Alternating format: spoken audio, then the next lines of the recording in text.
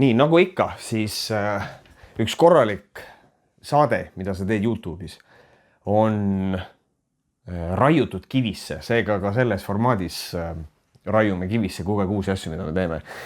Mõtlesin, et teen kohvi, aga kuna see kohvi tegemine on nagu teistmoodi, siis ma teen seda siin teie ees, sest et see on lahe asi. Ühesõnaga, kohv on täna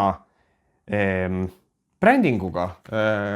Käisin Soho hotellis ja lasin rotti, või tähendab, võtsin toas kaasa siukse kohvipaki, mis tundus nagu huvitav.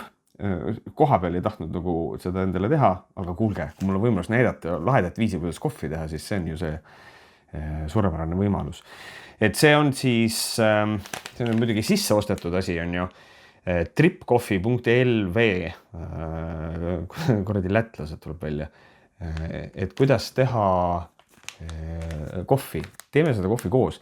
Kusjuures, ma olen ühe korra seda teinud, aga mõtlesin, et näitame teile ka, lihtsalt võtad selle lahti ja siis siin on sees selline huvitav kott ja põhimõte on sellest, et sa pead hoolitsema sellest, et see sul selline maha ei pudiseks, eks ole, ja kõike seda. Ja siin on tegelikult sellised nagu aasad, mida sa teed lahti niimoodi. Ja siis siit ülevalt hästi ettevaatlikult tõmbad selle pealt ära. Ja nüüd siit võib kohv välja kukkuda, chill. Aga ülinutikas lahendus, nagu ütles minu ristiisa, kuradi nutikas, on see, et sa tõmbad selle niimoodi lahti ja siis lihtsalt asetad selle endale niimoodi siia tassi peale. Ja see papp on niimoodi tehtud, et ta jääbki siit kinni hoidma. Ja siis ta jääb väga ilusasti, siit jääb lihtsalt ootama vett. Pakk ütleb seda, et peab olema 95 kraadi. Noh, nagu jah, 95 ilmselt on siis, ma ei tea, võib-olla on keskmine röst. Ma ei olegi seda otseselt uurinud see paki pealt. Seda üle vist isegi kirjas siin. Noh, saab hullem ka olla. Aga ma tahan ette lugeda siit ühe asja. Või noh, see on nüüd juhend, eks ole, mis on hästi tore, on see, et siin on selline luulenine lauseehitus viimases punktis. Esimene punkt, võta kohvifilter pakendist välja ja rebi see avamiseks mööda punktirida lahti. Tõmba välja käepidemed, pane need ümber kruusi, me juba tegime seda. Vala pool liitrit kuuma vett, 95 kraadi, jahvatatud kohvi peale oota 15 sekundit. Selle nimi on siis Bloom. Ja nüüd on see viimane punkt, see huvitava lauseehitusega. 3 korda täida filter veega ja lase selle läbi nõrguda. 3 korda lase. Huvitav lauseehitus. Aga meil on vaja keevat vett. Ühesõnaga, me peame panema pool filtrit nüüd täis, kui mul oleks see kuradi kuustek kanne, oleks väga äge. Ma pean tegema seda, mida Camgirlid teevad, ma pean tegema Amazoni wishlisti endale. Nii, paneme pool täis ja nüüd ootame 15 sekundit. Nii, ja nüüd paneme ta täis. Nüüd see on esimene kord, teine kord ja 3. kord. Nii, kuna ma üritan olla tubli kodanik ja ma ikkagi üritan prügiga sorteerida, siis mul on sellise toote puhul, ma saan nagu aru, see võlu, ma nagu mõistan seda võlu. Aga minu probleem on tegelikult selles, et see, kui ma teen espresso kannuga, kui ma teen espresso masinaga kohvi, siis ma saan selle käpa, mis seal on, ma saan selle käpa lihtsalt bioprügisse tühjaks lüüa. Aga siin on meil tegelikult see probleem, et mis ma sellega teen? Siin on pappi, siin on see mansaft kõik sees, et iseenesest viisakas vist oleks see nagu bioprügisse ka lüüa, on ju. Aga samal ajal muudab see kogu selle kohvi tegemise nagu minu jaoks nagu mitte nii toredaks, aga ma saan aru, kui see on nagu lähed hotelli ja siis hotellis teed kiiresti kohvi, siis võib-olla nagu suudad seda endale põhjendada kuidagi. Nii, nagu hotelli kohvine või kohvile omane, ma arvan, siis meil ei ole siin, on kirjas, näed, siin peaks olema mandel, kakao ja karamellinoodid. Nüüd juhul kui te ei ole kunagi kohvi matsinud või kui te olete veini inimene, siis võib-olla te nagu saate aru sellest, et kirjeldatakse maitseid niimoodi. See ei tähenda seda, et siia sisse oleks pandud mandlit või, sest et mina kunagi arvasin, et see nii on. Vaid et maitse kuidagi nagu meenutab neid asju. Ja nüüd minu arust on see kohv täiesti okei. Kakao, karamell kindlasti, mandel. Ei tunne nii väga. Aga kusjuures see ei ole isegi selle video teema. See on kohutav, mismoodi ma olen suuteline raiskama inimeste aega, aga see ei ole nii. Ma käisin arvamusfestivalil ja ma esimesel päeval ei käinud, käisin teisel päeval, sest et mind kutsuti sinna. Ja mind kutsus sinna siis, kui ma ei eksinud, puusad panen, Tartu Ülikooli õigusteaduse üliõpilaste liit. Nailed it, I think. Ja me rääkisime seal sellest, et mis on siis, kas internetis peaks nagu keegi olema korravalvur ja kes see peaks olema ja kuidas see peaks toimima. Ja sellega seoses on mul niikuinii arvamusfestivalis mõned mõtted, mida ma tahaks nagu rääkida. Ja see nagu oli see päästik, miks ma nüüd siin olen, joon kohvi ja teiega sellest räägin. Ühesõnaga, arvamusfestival on nüüd ikkagi mitmeid aastat kestnud traditsioon. Endiselt on tegu tasuta üritusega, kus kohal on paneeldiskussioonid ja nii edasi.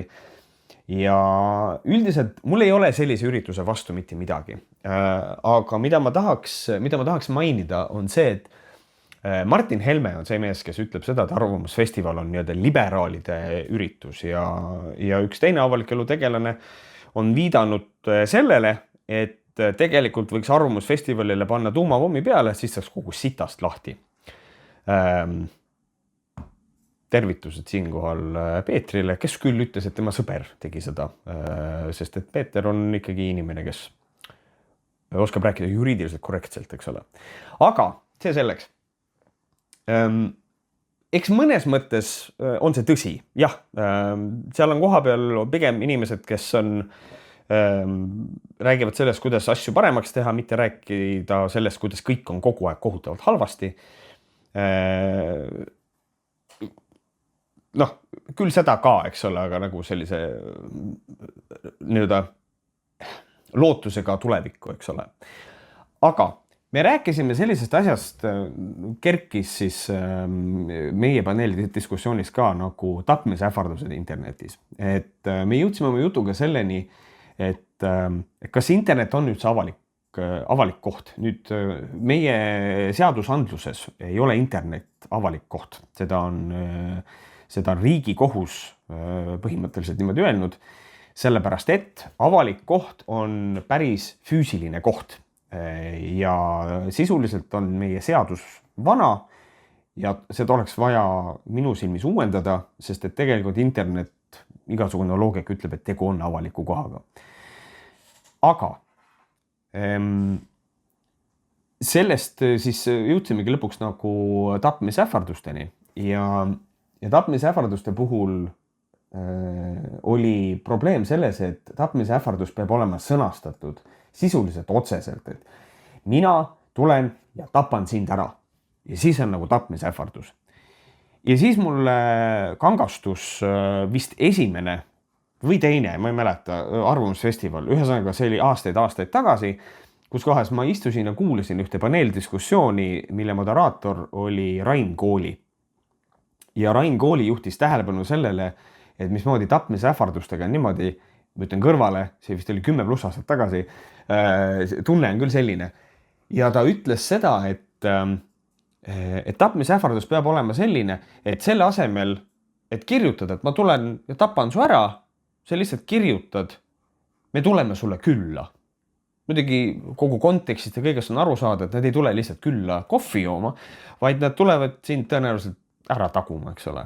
Aga kui nad kirjutavad, et ma tulen sul külla, siis on väga raske sealt välja lugeda tapmisähvardust. Ja mind tohutult häiris see, et see sama probleem on endiselt probleem. Et me oleme 10+ aastat rääkinud sellest, et mismoodi tapmisähvardus on selline ja selline, et seda võib eufemislikult välja öelda, aga endiselt on täpselt seesama probleem. Ja mõnevõrra ongi nagu Arvamusfestivali nagu kriitika just nimelt siis nii-öelda, kuna ma enne Martin Helmet mainisin, nagu see, et räägitakse, aga mitte midagi ära ei tehta. Nüüd, eks ei ole ka alati niimoodi, eks ole. Teine see, et kõik probleemid, millest nagu Arvamusfestivalil räägitakse, ei ole probleemid, millest peaks nagu läbi seaduste tegelema, eks ole, vaid võib-olla tuleb mõni ettevõte sinna, sisuliselt ostab ennast sinna alale sisse, eks ole, peavad paneeldiskussioone ja võib-olla tegelikult muudavad oma ettevõtte poliitikaidki läbi selle, mis sealt paneelilt võib nagu välja tulla vestlusega, eks ole. Aga ma samal ajal tunnen, et on üks asi, milles on konservatiivid väga hästi teinud tööd ja see on see, et nemad on muutnud Arvamusfestivali selliseks liberaalide peoks. Kes on olnud kursis sellega, mismoodi seal Arvamusfestivalil on olnud näiteks EKRE käekäik, siis kui mina seal Arvamusfestivalil käisin aastaid tagasi, just nende samadel algusaastatel, siis EKRE oli oma telgiga ka seal ilusasti kohal ja täitsa sellel nii-öelda põhialal. Ja ma mäletan seda, et ma läksin neid kuulama. Mitte sellest, et mind oleks huvitanud nende poliitiline platvorm. Ei, ma läksin neid kuulama lihtsalt, et aru saada, mis solki nad suust välja ajavad. Ja ikka need põhiteesid, mis need tol ajal olid, siis veel räägiti pagulastest, eks ole. Aga mis on huvitav, sest nüüd see on ju jälle teema. Aga lõppkokkuvõttes, kui ma vaatasin ringi, siis ma sain aru, et EKRE telgi juures kuulas EKRE-t. Ainult need inimesed, kes olid EKRE inimesed. Ja neid oli seal suhteliselt vähe. Rääkimata sellest, seal olid inimesed, kes pärast paneelides esinesid ja kõik, aga nad hängisid kogu aeg seal EKRE telgi juures. Ja mul on selline tunne, et EKRE sai nagu aru, et sellisele üritusele ei tule kokku nende inimesed. Ja siis nad otsustasid sellel üritusel lihtsalt sisuliselt nagu mitte osaleda. Ja nad suutsid kultiveerida üles sellise hoiaku ühiskonnas. Ja see hoiak on see, et Arvamusfestivalil konservatiivid ei ole oodatud. Ja see on vale. Tegelikult on. Ja mina ootangi konservatiivi sinna. Ja mitte ainult see, et EKRE peab sinna kohale tulema või et Isamaa peab sinna kohale tulema. Ei, minu seisukoht on see, et tegelikult võiks natukene rohkem ka paneelide korraldusesse panustada niimoodi, et oleks inimesi, kes nagu ei ole kõik ühel nõul. See on see, mida mina tegelikult tundsin natukene sellel paneeli ka, kus mina osalesin, et paneelis on lihtsalt, palju meid seal oli, 1, 2, 3, 4 vist, et paneelis on 4 inimest ja need kõik tegelikult on üksteisega nõus. Et oleks põnev olla publikus ja kuulata, kuidas ei olda ka nõus üksteisega ja argumenteeritult. Ja sellest on Arvamusfestivalil minu arust natukene puudu. Isegi selliste lihtsamate teemade puhul või väiksemate teemade puhul siis. Panin tähele Arvamusfestivalil ka seda, et erakonnad ikkagi olid kohal, eks ole, Reformierakond oli kohal, Eesti 200 ja siis oli parempoolsed ja parempoolsete kohta ma kuulsin sellist asja, et parempoolsetel olevat käinud paneeldiskussioon ja telgi ees ei olnud mitte ühtegi inimest. See ilmselt näitab seda, et milline kontingent tegelikult Paides koha peal ikkagi käib. Üldiselt ma leian seda, et Arvamusfestival on selline tore koht, kus nagu käia ja ikkagi kuulata ja kõneleda nagu kaasa. Aga ma ei saa üle ka ümber nagu sellest tõsiasjast, et eks ta tõepoolest on kujunenud liberaalide peoks, eks ole. Aga see on üldiselt selline nüanss, mida nagu mõned inimesed ei panegi nagu tähele, et kes mäletab sellist telesaadet nagu Esse, siis kui esimeses Esse saates käis Markus Järvi, siis peale seda saadet tegi Varro Vooglaid üsna tugeva üleskutse sellistes saadetes konservatiividel mitte käia. Konservatiivid on suurepärased selles, et nad suudavad nii-öelda gatekeepida või panna nagu piduri ette oma enda inimestele, et nad ei jagaks platvormi liberaalsete inimestega ja seeläbi nad teevad sisuliselt ise selle otsuse. Me ei käi seal ja siis nad saavad nagu nalja teha ettekäände, miks selle platvormil ainult liberaalid esinevad, kuigi tegelikult nad on ise sealt eemale tõmbunud. ja ma pean seda täiesti suurepäraseks silmamoonduseks. See on jube äge töö, päriselt ka. Ainult, et mõned näevad selle läbi. Ja mul on tunne, et Arvamusfestival kannatab natukene sama asja juures. Või nagu sama asjaga, et ta on nagu meelega kõrvale jäetud ja siis mängitakse, et tegelikult on konservatiivid kõrvale jäetud, aga tegelikult see ei ole üldse nii. Ja noh, eks siin tegelikult on ka nüüd nagu see koht, kus kohas, kui keegi Facebookis kommenteerib, et Arvamusfestival, et ainult mulisevad ja mitte midagi ei tee, siis eks see ole ka natukene irooniline, kui sa oled netikommentaator ja kommenteerid, kuidas mitte keegi mitte midagi ei tee, eks ole. Et selline asi. Ühesõnaga, mul on mõnes mõttes on see isegi nagu üleskutse nagu Arvamusfestivali paneeldiskussioonide korraldajatel. Sellepärast, et see ei ole niimoodi, et Arvamusfestival ise korraldab kõik need paneeldiskussioonid, mis aset leiavad. Et tegelikult on niimoodi, et seal on igal alal on oma meeskond ja see meeskond korraldab siis need paneeldiskussioonid, eks ole. Et laias laastus on see, mul ei olnud kahjuks aega käia erakondade paneelidel, eks ole, sellel aastal. Võib-olla edaspidi jõuan, aga minu üleskutse on nagu see, et aga kutsuge inimesi, kes ei ole üksteisega nõus. Ma saan aru, eks selliseid diskussioone leiab seal ka aset, aga ma lihtsalt ei ole sinna jõudnud. Küll aga ma tunnen, et näiteks see paneel, kus mina osalesin, mul oleks ilgelt meeldinud, kui seal oleks olnud keegi, kes oleks öelnud seda, et teisi inimesi laimata on jumala okei ja fine internetis. Aga selliseid inimesi seal kahjuks ei olnud. Nii palju siis Arvamusfestivalist. See kohv muuseas on täitsa okei. Ja minu arust hea kohvi tunnus on see, et sa teed ta valmis ja sa saad teda mustalt juua. Siis on kohv nagu päriselt hea. Ja tundub, et on ikka keskmine röst, jah, sest et tumedat rösti ilma lisandita ta minu arust juua lihtsalt ei ole võimalik. Aga aitäh, et olite minuga ja järgmise korrani siis joome ilmselt mingit ees kohvi juba. Tšau!